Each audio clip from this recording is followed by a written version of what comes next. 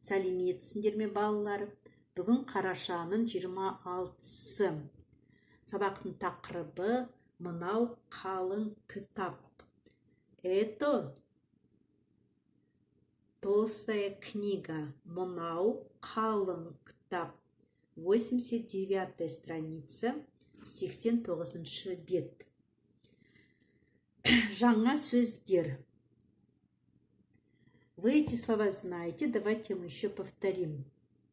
Учебная принадлежность. Кітап – книга, дәптер – тетрадь, қаламсауыт – пенал, ұштағыш – точилка, өшіргіш – ластик, қалың – толстый, жұқа – тонкий. Қайталаймыз. Кітап – книга, дәптер – тетрадь, қаламсауыт – пенал, ұштағыш – точилка, өшіргіш – ластик, қалың – толстый, жұқа – тонкий. На странице 89 есть предложение со словом «кітап». Когда вы говорите в форме принадлежности, «п» переходит на «б». Ктаб, кітап, ктаб. Например, моя книга – менің кітабым, твоя книга – сенің кітабың, его или ее книга – оның кітабы. Келесі бетте, келесі тапсырма 89-шы бет. Оқылым, чтение. Просто прочитаем. Оқылым.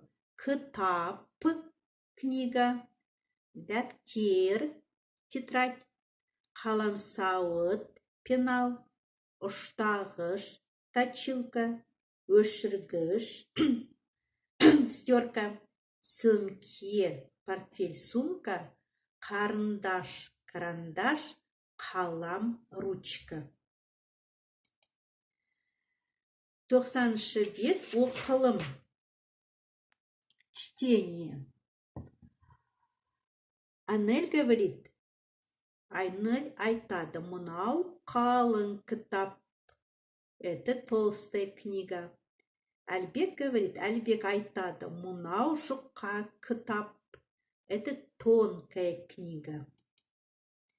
Келесі тапсырма, бірінші тапсырма айтылым. Говорение, 90-шы бет. Сенің сөмкенде не бар? Досының сөмкесінде не бар? Что находится в твоей сумке, что есть в сумке своего друга.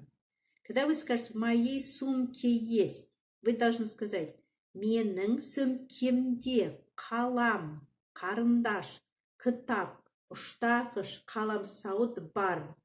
А у друга, например, Сашаның сөмкесінде өшіргіш, ұштағыш, қаламсауыт, дәптер бар. Обратите внимание, менің сөмкемде, Сашаның сөмкесінде. И перечисляйте, что находится в сумке у Саши. Келесі тапсырма. Айтылым. 91-шы бет, 2-ші тапсырма. Аннельдің сөмкесінде не бар? Айт. Что находится, что есть в сумке Анель? Айт, скажи. Аннельдің сөмкесінде бояу, ұштағыш, қарындаш, күнделік, дәптер, кітап, өшіргіш, қаламсауыт бар. Қандай дәптер? Значит, вы должны сказать толстая тетрадь, тонкая тетрадь. Қалың дәптер, жұқа дәптер. Қандай дәптер? Какая тетрадь? Қалың дәптер, жұқа дәптер. Оқу тапсырмасы 92-ші бет, 5-ші тапсырма. Суретке қарап, үлгі бойынша сөйлемді ретімен жаз. Вы должны посмотреть на картинки, и по образцу вы должны написать по порядку. Например, 1, 2, 3, 4, 5, 6, Вот такие, например, бір это мынау қалам, мынау кітап, мынау ұштағыш, мынау өшіргіш, мынау қаламсауыт, мынау дәптер. Мынау это обязательно должно быть тире. Сонымен балалар, сабағымыз аяқталды. Сабақтың тақырыбы мынау қалың кітап. Это толстая книга. Сау болыңдар.